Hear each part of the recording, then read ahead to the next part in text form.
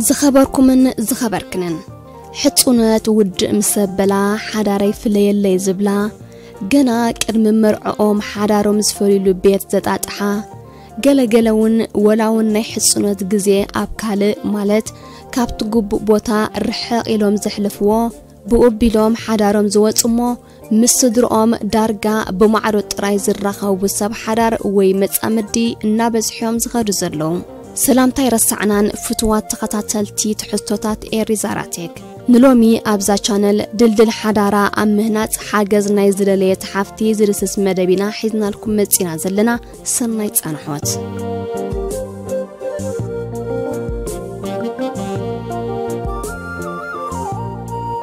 ምስ በዓል ቤተይ ካብ ንምርዖ ክልተ ዓመታት ኣቆፂርና ኣለና ክሳብ ሕጂ ግን ውላዳይ ማእከልናን ዘለና ምስ በዓል ቤተይ ቅድሚ መርዓና ንሓፂር እዋን ዳኣይነሩ እምበር ካብታ ዝተፋለጥና ላዕለት ኣትሒዝናስ ንረኣይናን ሰማዒናን ዘቕንዕ ፍቕርን ሓልዮትን እናተለጋገስናይና ኣብ መርዓ በፂሕና ብናይ ሓባር ምርድዳእ ድማይና ተመርዒና እዚ ማለት ኩሉ ውሳኔታት ብናይ ክልቴና ስምምዕን ርድየትን እዩ ናብ ሓዳራ ሰጋጊሩና ክሳብ ሕጂ ብጽቡቕ ኢና ክንቅጽል ጸኒሕና ሕጂ ግን ንሓዳርና ዝፈታትን ተርእዮ ይገጥመና ኣሎ ብፍላይ ድማ ንዓይ እዚ ንሓዳርና ኣብ ሓደጋ ናውደቐ ዝመጽእ ዘሎ ጠንቂ ብቐንዱ በዓል ቤተዩ ምኽንያቱ በዓል ቤተይ ምሰዲኡን ሓፍቱን ኣዝዩ ስጡም ዝኾነ ዝምድና እዩ ዘለዎ እዚ ንሓዳርና መሊሱ ብእወታ ዝጸልዩ ዝብል ርድኢት ስለ ዝነበረኒ ብወገነይ ኣብቲ ፈለማ ብጽቡቕ ዓይኒ ዝርእዮ ነይረ ዝያዳ ኩሉ ግን ሰብኣይን ሰበይትን እቲ ዝለዓለ ፍቕርን ሓልዮትን ንሓድሕዶም ክወሃሃቡ ከም ዘለዎም ድጉፍ ነገር እዩ እንተዘይ ኮይኑ ልዕሊ ሰብኣይካ ወይ ሰበይትኻ ንወለድኻ ፍቕርኻን ሓልዮትካን ምርኣይ ወይ ዝያዳ መጻምድኻ ንዓታቶም ግምት መሃብ ግን ቅኑዓት ተሓሳስባይ ዝብል መረዳእታ የብለይን ስለዚ ከዓ በዓል ቤተይ ዘርእዮ ዘሎ ባህርያት ቀስ ብቐስ ንናይ ክልቴና ዝምድና ፍሑኽ እናበለ በኣሉታ ክጸልዎ ጀሚሩሎ ማዓስ ዝጥራይ ካብ ተመርዓናላ ጀሚሩ ካብ ኣዲኡን ሓፍቱን እውን ዘይተጸበቕዎ ባህርን ተርእዮን ገጢምንሎም ኣብ ከምዚ እዋን በዓል ቤተይ ኣብ ክንዲ መንጎኛ ኮይኑ ዝዓርቀናን እንኹልና ዝገንሓናን ምስ ሓፍቱን ኣዲኡን እናወገነዩ ኣሸጊሩኒ ካብ ክልቲአን ሓደ ሕማቕ ዝኾነ ባህርያት ኣብ ዝገጥመኒ እዋን በዓል ቤተይ ከም መጻምደይን ምቃል ጎነይን መጠን ንዓይ ክሕግዝን ኣብ ጎድነይ ደው ክብልን ኣይረኣኽዎን ምስአን ክበኣስ ኣለዎ ይኮንኩን ዝብል ዘለኹም እንታይ ደኣ ገለገለ ግዜስ ፍቕርኻ ንምግላጽን ኣብ ጎኒ ምህላውካን ንምርግጋጽን ንመጻምድኻ ክትጣበቐሉን ክትሕግዞን ጽቡቕ ብምዃነ እንተኾነ ካብ በዓል ቤተይስ ንዓይ ውሕስነት ዝፈጥረለይ ደገፍ ረኺበ ይፈልጥን ህይወተይ ብስግኣት ዝሓልፎ ዘለኹም እዚ ዘስዓቦ ጸጥን ወጥርን ገለ እዋን ብውልቅኻ ደው ምባል ዝሓሸይ ዝብል ሓሳብ ይመጸንሞ ብርእሰይ ደው ኢለ ክምክት ኣብ ዝፍትነሉ ግዜ ምሰዲኡን ሓፍቱን ኣብ ድቕ ዝበለ ባእስን ቆይቁን ይመርሓኒ እዚታት ድማ ኣብ ዘይደለኽዎ ወጥርን ጸገምን እዩ ዝሸመኒ ዘሎ ሰባት ቅድሚ ሓዳር ምግባር ብዝነበረኒ ደረጃ ርእሰ ምትእምማን ኩሉ ግዜኦም ዘድንቑኒ ነይሮም ኣብ መንጎ መሓዙተይን መዛኖይን ጽቡቕ ዝኾነ ተቐባልነትን ውርዝይነትን ነይሩን እንተበልኩ ኣየጋነንኩን እንተ ካብታ ዝተመርዓ ኩላ እዋናት ሒዘገን ርእሰ ምትእምማነይ ጎዲሉ ዳርጋ ዝጠቅም ሰብ ኮይኑውን ኣይስማዓንን እዩ ዘሎ ካብ በዓል ቤተይ ሓቀኛ ፍቕሪ ፍጹም ተሓሪሙን ከም ዘሎ ይስማዓኒ ኣብ ኩሉ ዝገብረውን ተገዳስነት እናጉደልክየ ዝመጽእ ዘለኹም እዚ ንኽልቴና ጸቕጢ ናይ ስምዒት ፈጢርልና እኳ እንተሃለወ ዝያዳ ግን ጽልውኡ ንዓዩ ምቹእ ግዜ ፈሊኺ ብህዱእ መንፈስ ንበዓል ቤትኪ ዘይትዕልልዮ ትብልን ትኾኑ ዘይፈተንኩ መማዓስ ኮይነ ንበይኑ ፈሊየ ዘለኒ ቃንዛን ጸገማትን ክዕልለሉ ኣብ ዝጅምረሉ እዋን ተመሳሳሊ ግብረ መልሲ ብምሃባት ኪኹኒ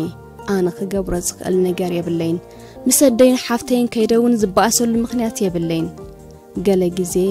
ኣደይን ሓፍተይን ኣብ ልዕሊኺ ኣደብ ዘይብሉ ባህርያት ከንጸባርቓ ስለ ዝርእየን እሰማምዓለ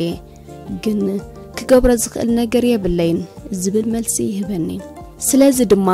ዝበዝሕ ግዜ ልዝም ንኽህልወና እንገብሮ ጻዕሪ ፍረ ይርከቦን እዩ እኳ ደኣ ብኣንጻሩ ብሕማቕን ርሱን ቆይቁን ይዝዛዝም ወረገለ ግዜስ ኣብ ልዕለይ ጸርፍን ብዕሉቅ ቃላትን ብምውጻእ ክዝልፈኒ ይርአዩ بتقصالي زقربلو طرعنن مررن نسخي نخحرق ክትተኻትኩን ዘለኺ ክብልውን ይምልሰለዩ ታሪኸይ ብጽሞናት ሰምዑ ዘለኹም ኩነታቱ ኣስደሚምኩም ክንደይ ትዕገሲኺ ወይና ዓይምረጽ ወይ ድማ ነደኸን ሓፍትኻን ምረጽ ዘይትብልዮ ንሓዳሩ ቀዳምነት ዝህብ ምዘይከውን ከኣ ዘይትጥንጥንዮ ትብሉ ትኾኑ ኣይተጋገኹምን ሎምሎምስ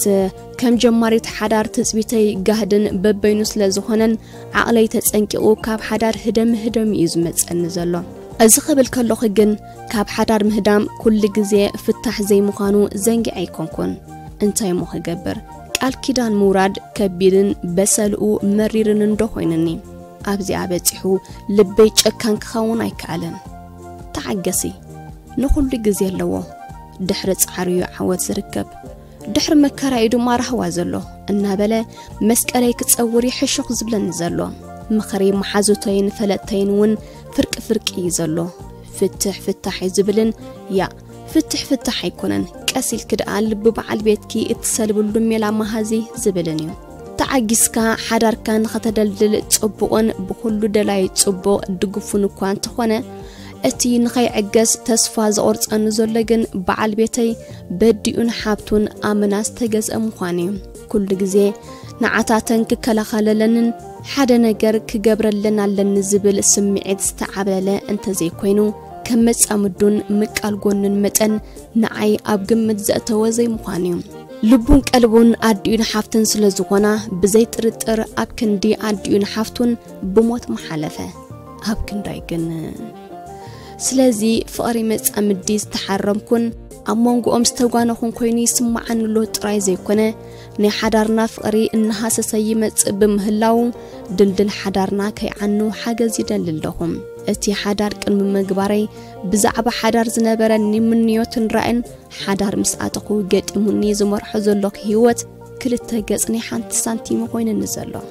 ብምምርዓወይ ኣብ ህይወት ዝምነዮ ዝነበርኩ ምልኣት ክረከብ ብዘይ ምኽኣለይ ተዳኺመን ዝገብሮ ጠፊኡንን ኣሎ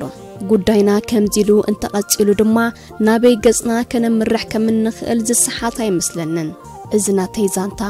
ናይ ብዙሓት ሓዋትና ጸገምን ብዓብኢ ድማ ጠንቂ ፍትሕን ምዃኑ ርዱ እዩ ንዓይን ነተን ከምዝናተይ ጸገም ዘለወን ናሕዋት መፍትሕ ክኸውን ስለ ዝኽእል ምኽሪ ካብ ለባም ከም ዝበሃል ለባማትን ብኸምዝናተይ ተመክሮ ሓሊፍኩም ዝተዓወትኩምን ምኽርኩም ኣይትብቀቑለይ ሓፍትኩም ተሰካሚ ጾር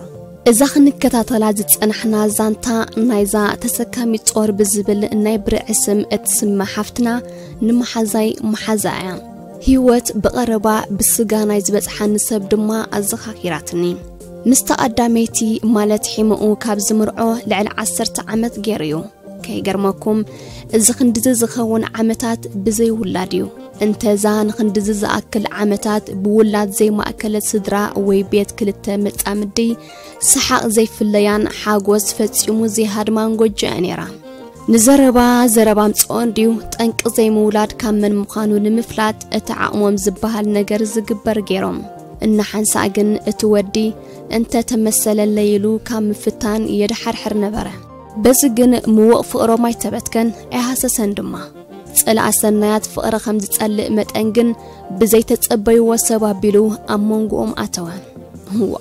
ብመን ደኣ ኮይኑ ደበልኩም በታ ክብረት ዝልገሰላን ካብታ ሰይትወዳ ግብረ መልሲ ኣደንጓልን እምበር ከም ሓማት ዘይትርአ ዝነበረት ኣድዩ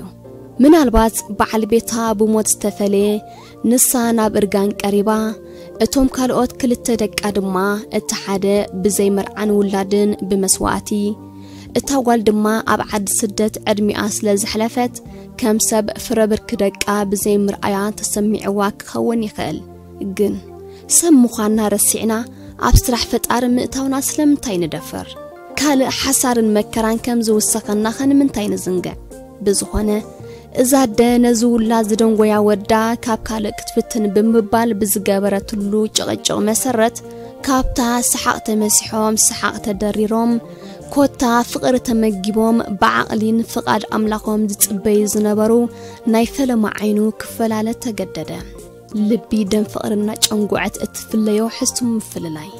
ኮይኑ ድማ ምስታ ፈለጥቱ ዘላለይዎ ንቡር ዘይፈተነት ካልእቲ በዓልቲ እንድኡ كاب قداماي مرعو بزي حمق بسترالو وشيشاي دقس مرعاته قبرلو عبز حجي قزي دما كاب زمرعو حامشي عمتو مقتيروم يركبو كساب حجيقن اتي كم تباب استحاسبلو سئنة ولاد مفتحي ترخبون بانصارو كوادعا اي زيك ادوم ولاد رخيبوم ايا مونغو امزنبر كالا اكال غونيفوم جقجقوم سبا سكيحون نتا مسؤم تقمد زنبرت ولاديتو كابتا بيت اباري روان يركب بشماقلتات كفلاليون داقماي دما بشماقلتات كعراقون يوعللو قالت انكي ناي تزلوو ناي مقرفات نابرؤم دما